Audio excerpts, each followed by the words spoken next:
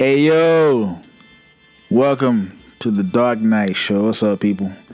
Now, I myself am not a fully cultivated person yet. I'm still young. At least I like to think so. So I've done some things in my past that I'm not proud of. I've done things to be vindictive and vengeful and out of spite. So it's how we're wired, especially me. I'm an eye for an eye type of person. If you do me wrong, you're gonna get done wrong most of the time. So I like to tell a little story time. I like to dive into my past. Now, this is not the greatest story. I'm not gonna say that I was an innocent victim. I could have done a lot of things better to avoid what it was, or the causality of it. I could have done some things to make it go better, to make it go right. But like I said, I'm not a fully cultivated person yet, and I found some of the things I did kind of funny. It was kind of messed up, but I blame it on my youth when I was younger. That's all I'm gonna blame it on, and my temper and my love and my will and drive to want to get back at someone. So peep game, I'm gonna go back, way back to when I had a six-pack, which was some time ago. But I'm gonna go back to 2016 when I worked at Staples. Now Staples was a job that at the time Staples was fun because when I got hired at Staples, my second brother had passed. As a matter of fact, the day I was supposed to start was the day I had to go to the hospital with my mom, and she had to recognize the body. Rest in peace, Andre. But that was during the time, and the exact same day. So I had to call while we're down looking at the body, or my mom, and I drove to the hospital the same day I got hired. And the second start that I had was the funeral, so I had to push it back again. Which something told me then I don't think it was meant for me to be at this job. So, you're gonna get the moral of the story. There's gonna be a lesson to be learned by the end. So, you ever notice? You ever work with somebody or go to school or just have somebody in your friend group that just lame? They just do lame. So they just lame. Like, they are not cool. They are seriously not cool. Just lame niggas, bro. So when the store manager hired me, he hired me on as the tech supervisor. I was the supervisor of everything tech, and I'm gonna give everybody's real name because I don't really care. I'm not gonna hide and avoid the realness of it. I'm gonna tell you how it is. I'm gonna give their names. I don't plan them. I don't care if they listen anyway. I mean, I'm not. It's not like I'm lying. So when the store manager introduced me as the new tech supervisor, I noticed one guy, shake everybody's hand, kissing babies and all, what have you. I noticed one guy, nigga name was Chris. Chris was a big-lipped, light-skinned, skinny, big feet, bubble eye. God, universe forgive me. But just thinking about these dudes, man. So he was, and I noticed when I saw Chris what type of dude he was by the way he wore his shirt. His shirt was tucked in his pants pulled up to his belly button to his nipples. And I'm thinking in my head while I'm meeting this guy, okay, this nigga here, he might be a problem. I could tell the belt to nipple ratio. This nigga gonna be a problem. His belt too tight. His pants too kicked off in his ass. So as I introduced to him, I noticed he didn't look me in my eyes when I shook his hand. When I shook his hand, he did it quick and like he threw my hand. I'm like, okay, I'm gonna have some problem out of buddy. I don't want to, but I can sense people. I'm gonna chump at body languages. I'm gonna chump at knowing people's spirits. I can meet somebody for 5 seconds and know their whole life story and who they are. I'm a very good judge of character. So, when I came in Staples, like fire and brimstone. I came in, I had the fade, I had the beard, I had the 2 earrings, and I had like I had the black. It was a polo shirt you wore. I had the black pants. Right, and I had the black polo with the green collar, and it was cool because I never tucked it in, and the way it used to hang over my shoulders, I got some fire shoulders, these broad shoulders, and I used to come in there, and I used to be in with the cologne, with the black butter cologne on. I said, anyway, so when I came in there, right, and I'm teaching everybody, what's your name, you work here, you knew all the little girlies or whatever, right, so the dude named Chris, get what he do? He goes and tell one of the dudes, dude name was Darius. He goes and tell Darius, don't get caught up in the wrong crowd. You might not want to hang around him, because I came in my appearance. I'm tall. I got the tattoos. I'm dark, the beard, the earrings. I came in there with a lingo that I guess he wasn't familiar with, and he couldn't fathom. Dudes like Chris who have power, they're not meant to have power. You can tell the way they run it. They run it with a regime of, I've been bullied my whole life. When I get some power, I'm gonna make these niggas pay. And it's gonna be spiteful. Everybody who bullied me, I'm gonna make them pay when I get a little bit of power. And that's how he was. And he had a little love, and he had a little girl on the I'm gonna tell that in a minute. So Chris used to constantly do lame stuff. I had to check Chris a couple of times, but it was one particular night that I'm telling this story about. So Chris, the store manager gone. I'm killing tech. I was killing tech. I was getting the most of the little rewards. I was talking. Everybody come up. It's Dwight here. People just come just to want to talk to me at my tech counter. And they was getting mad at that, like, no cap. They was getting mad because people just want to come and see me and chill because I was a whole vibe. I used to have, like, white nurses and people from Whole Foods coming and asking for me and chilling. I used to go to Whole Foods and get free food. I used to get a little something taken off. Cause them places at Whole Foods are ridiculous. They don't call it Whole Foods.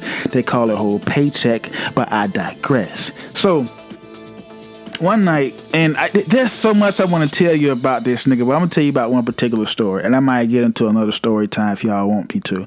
So one night, I told you, Chris used to constantly do lame stuff.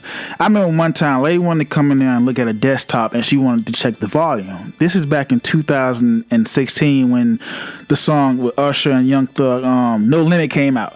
So I was blasting. I wasn't blasting. I turned No Limit on the computer. So the little lady had money, black lady, cute.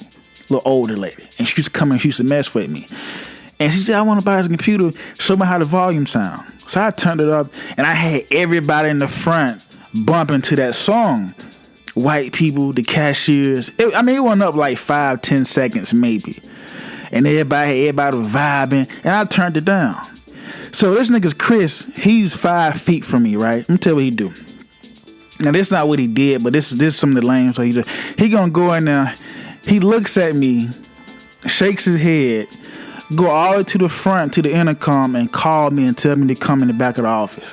I said, Chris, really? Like you right here in front of me.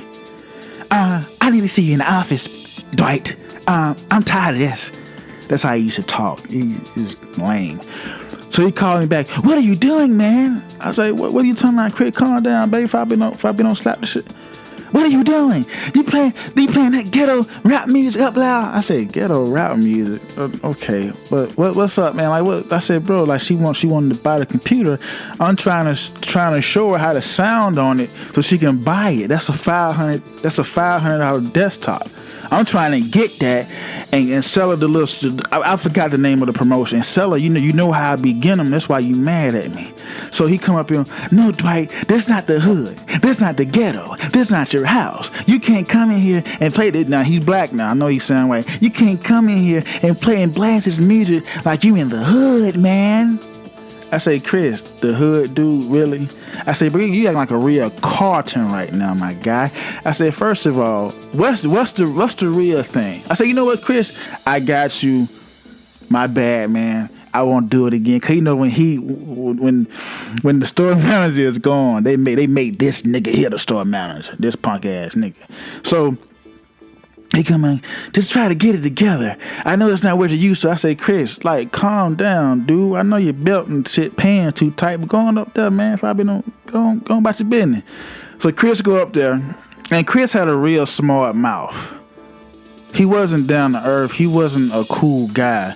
It was either he was either real robotic or he would get smart with these customers. And this is Ponce de Leon next to Boulevard. So okay, I'm gonna get to it.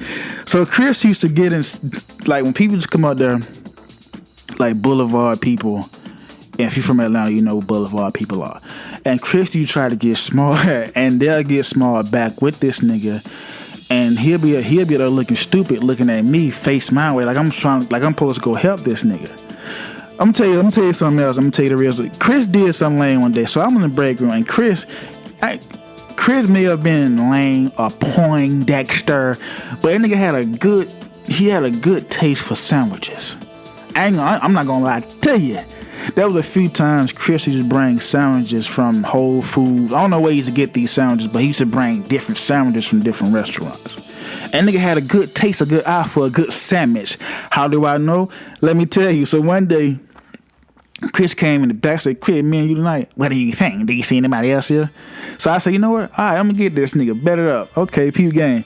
So Chris put this foot-long, delicious pastrami pepperoni with pepper jack cheese and spinach and just the right kind of mayo and mustard in the refrigerator, right? And nigga had a Coke with it back when I was drinking soda. A Coke with some motherfucking Masterpiece barbecue chips.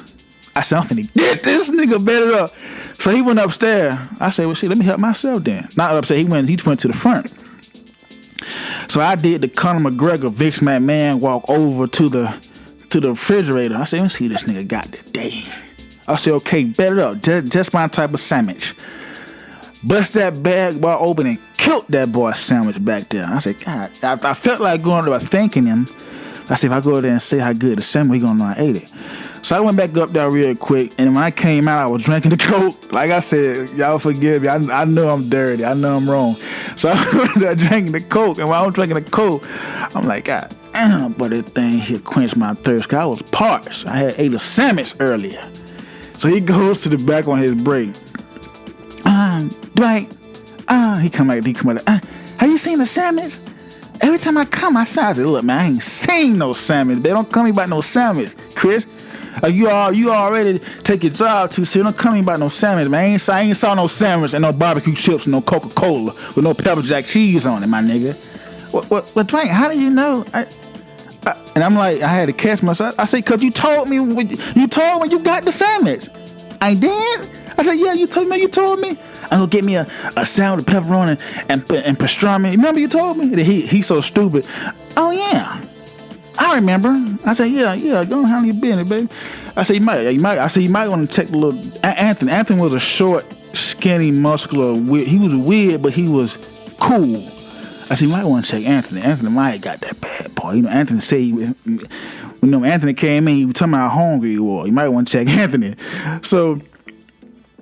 Alright, so the day was over. He forgot. He went and bought another sandwich, and good thing I went home because I was gonna eat both of those.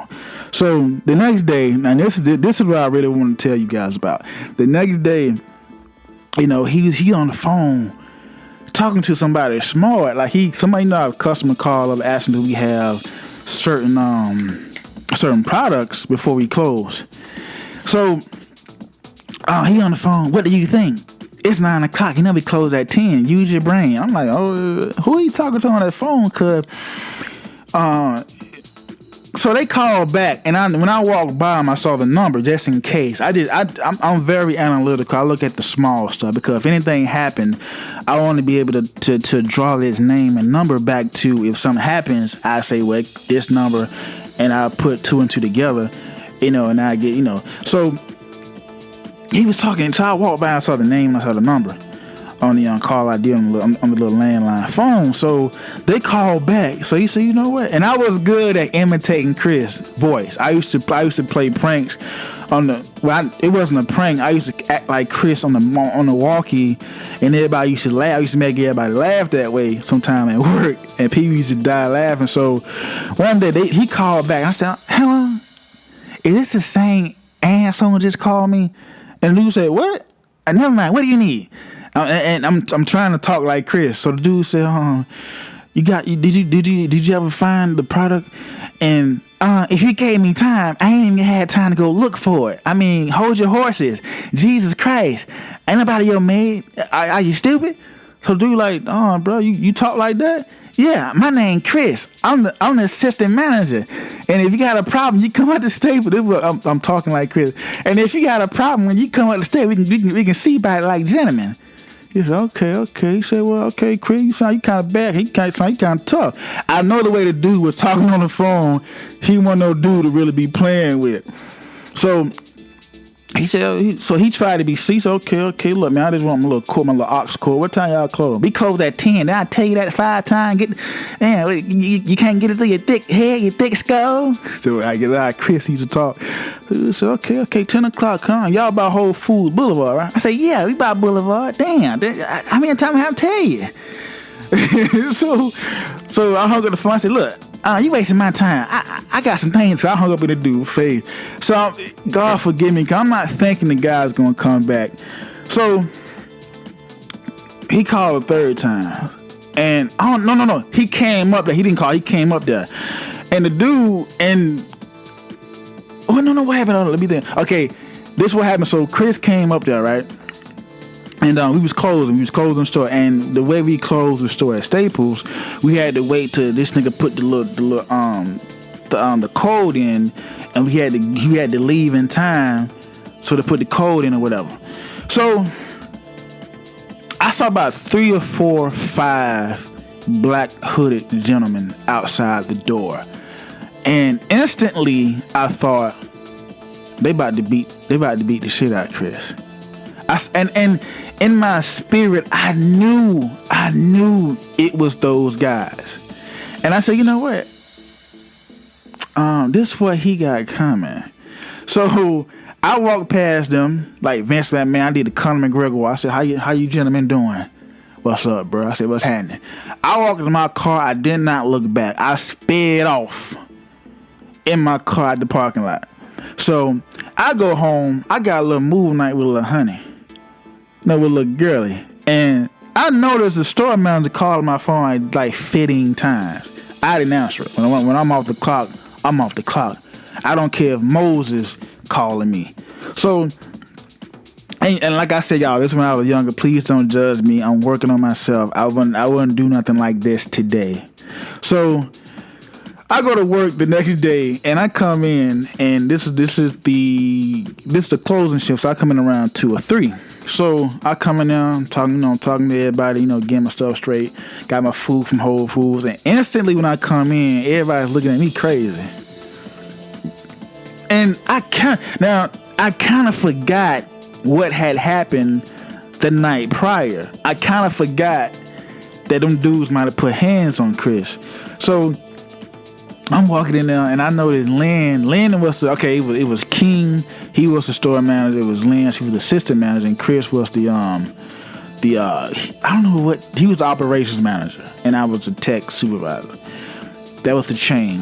So King wasn't there. He had left. It was Lynn and Chris. So they looking at me, and Lynn looked like Mrs. Doubtfire with a ponytail. And she used to try to be serious. She used to look at you with her eyes squinting and jaw clenched. And that's how you know she was serious, like she was scaring somebody with her pants kicked off on her ass too. So, Dwight, we need you in the back. I said, what's up? What's happening? I said, I did the guy in. What now? What I do now? What's happening? No, you ain't just come to the back, please. I said, I came to the back of the office. Chris got a Band-Aid wrapped around his head like a motherfucking mummy. I'm thinking, I said, dude, is it how you got a pimple? Why you got a bandage? That's not your bit. Don't worry about that. That's what I use. So we in there talking, and they asking me, where were you when you left the store? I said, I was at where I was at. I said, I clocked out And that's all y'all need to know. You feel me? Don't worry about where I'm at. What do you mean where I'm at? We had a situation last night with Chris, and Chris said you didn't help him. I said, first of all, like I said, Chris a grown man. Chris got a big mouth. I told Chris if he ever got into trouble with these people and his mouth, what was going to happen, because he already not built like that and he got a big mouth. All right? So if anything happened, I'm cocked off. I'm cocked out. I'm not risking my life for nobody like this. And, you know, I'm offended y'all even asking me about this. So Chris said, I'm going to tell you one more time, Dwight. I said, look. I said, Chris, now, you should have learned. I don't know what happened to you last night, but it'd be worse talking to me like that in here. I thought you learned the first time. I said, look, if y'all not, so I'm asking what's going on. They refusing to tell me what's going on. I said, look, if y'all don't tell me, I'm going to go to the floor and get ready for my shift. Well, where are you? So I get up, I slammed the door. I didn't slam it. I closed the door and I went back to the floor. For saying something. So the whole time it's me and Chris, cause Lynn left around 4 or 5, the assistant manager. So every time Keen and Lynn leave, they let this nigga be the manager on shift. So the whole day he's telling people, don't trust Dwight, don't hang with Dwight. Dwight a bad influence. I don't like him. He need to go. I'm like, bro, first of all, I didn't put hands on you. They beat you last night. I don't know why you blaming it on me. See, it wasn't the fact of the phone conversation I had acting like Chris. It's the fact that he felt like I should have stayed there and helped him out, which I wasn't gonna do. I wasn't gonna help Chris fight, and I wasn't gonna start him from kicking off in his ass. I'm sorry. Back then. Now I might be a little different, but Chris had a big mouth. He tried people, even though he wasn't built. Like if I would have helped him and lost my life, then what would have happened? Would he would have paid for my funeral? No. Like so why am I risking my life for him? No, it wasn't gonna go that way. And like I said, I felt offended that they felt like I should have stayed and helped this dude. He a grown man. Me and Chris was the same age. We was both 24 at the time. Chris might have been months older than me though. And you know, it got worse from there on with me and Chris, because Chris, we had a Carlton and like Will, like Fresh Prince kind of a relationship, but we was no family, and it was clear the line was drawn. But see, I didn't have a problem with Chris when I first came. Chris had a problem with me because I guess, you know, a few numbers I get, the way I came in there, how people used to flock to me. I was a whole vibe, and people was like gravitated toward me. And Chris didn't like that. Chris thought because he had power and all this that he should have been the most big man on campus. Nigga, you can have staples. I don't care about that. I'm there to get a check and get on at the end of the day. That's it. But you got some people, lame, little Poindexter, who have little positions of power, and they take it to their head because they never had that power before, and they make somewhere like that job the alpha and omega of their existence. All the women, if a girl talk to me, we need you on the register. I said, go crib that lame shit again. She said, let me go for this nigga write me up for talking to you. I said, it's like that now? She said, yeah, he don't want to buy it. I said, man, I gotta get that up out of here. But there was a story about Chris. The moral of the story is, if you're not built that way, be a nice person. Don't have a big mouth and expect people to come to your aid. Be humble in life. Even if you are about that, be humble. Until it's time somebody put their hands on you, go to work. If somebody do something, with disrespect, I like my boy, what's his name? Zab Blue say. He said, when people violate, he demonstrate. Simple as that, man. Like, post in the comment how you feel. And I got more stories about Chris. If y'all want to hear more stories about Chris, post in the comments. Y'all got to remember to subscribe and comment and like these videos, man. Help your boy out. Help your nephew out, man. Help your little brother out. All right? It's Dark Knight Radio. I'm a Dark Knight. You guys be good. Be safe.